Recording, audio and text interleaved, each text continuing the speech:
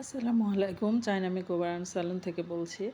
আমাদের পার্লার অফের পর আমি দোকানের মেয়েদেরকে নিয়ে ঘুরতে গিয়েছিলাম। পার্লারের মেয়েরা আমাকে বলল ওদের পছন্দের কোন জায়গা আছে মিরপুরের এদিকে ঘুরতে গিয়েছিলাম। যাই হোক, তার একটা ভিডিও ধারণ করেছিলাম, আমি সেটাই দিলাম। তো আপনারা যারা মোহাম্মদপুরে বা মোহাম্মদপুরের আশেপাশে আছেন তারা চায়না মেকওভার অ্যান্ড স্যালুনে এসে সার্ভিস নিয়ে যেতে পারেন। আমাদের যারা সার্ভিস নিয়েছেন আপুরা বা নেন তারা জানেন যে আমার মেয়েদেরও খুবই আন্তরিক, মানে ওদের ব্যবহার, ওরা যা সার্ভিস দেয় খুবই কাস্টমারকে হ্যাপি করার চেষ্টা করে, সবাই জানে। এবং আমাদের পরিবেশটাও খুব ভালো।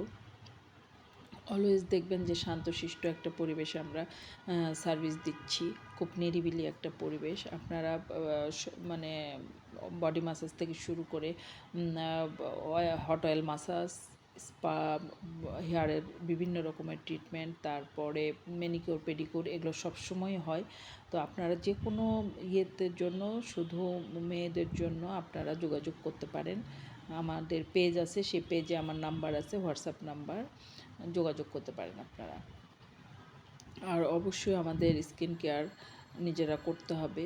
স্কিন কেয়ার না করলে, এখন এত বেশি রোদে বাইরে গেলে অবশ্যই সানস্ক্রিন ইউজ করবেন। এবং অবশ্যই হাতে পানি তো খেতেই হবে বেশি। এগুলো আমাদের প্রাথমিক আমরা নিজেরাই করতে পারি। আর উপরিভাগে যে আমাদের একটা ক্লিন করতে হয়, সেটা মানে ফেস ওয়াশে, প্রতিদিন তো আমরা ফেস ওয়াশ দিয়ে করি, কিন্তু ফেস ওয়াশ দিয়ে ওটা ক্লিন হয় না। আমাদের ডিপ ক্লিন একটা মাসে লাগেই, মাসে একটা ডিপ ক্লিন লাগে, একবারও মানে হেয়ারের যত্নটা লাগে, এটা মাসে একবার করলেই হয়। সেটুকুতে অবহেলা আমরা না করি, আমরা সচেতন হই।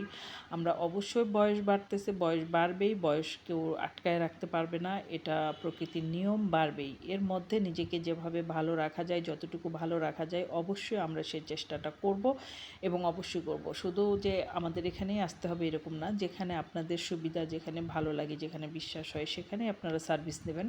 তারপরেও আপনারা সার্ভিস নেবেন। অবশ্যই মেয়েদেরকে সচেতন হতে হবে, নিজের সম্পদ এগুলো মনে করি আমি।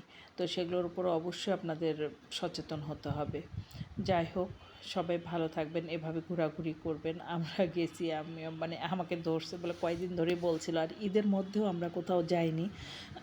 সব মিলেই চিন্তা করলাম যে তাহলে ওদেরকে একটু ওদের মনের মতো জায়গাতে নিয়ে যাই। ওদের তো আবার একা একা ছেড়ে দেওয়া যাবে না, সাথে যেতে হবে। সেজন্য গিয়েছিলাম, ভালোই লেগেছে, খারাপ না। প্রতি শুক্রবার শনিবার ওখানে মনে হয় মেলার মতো হয়, সেজন্য গত শুক্রবারে গিয়েছিলাম। ভালো লেগেছে, আমারও ভালো লেগেছে, ওদের সাথে মজা করতে ভালোই লাগলো। আল্লাহ হাফেজ।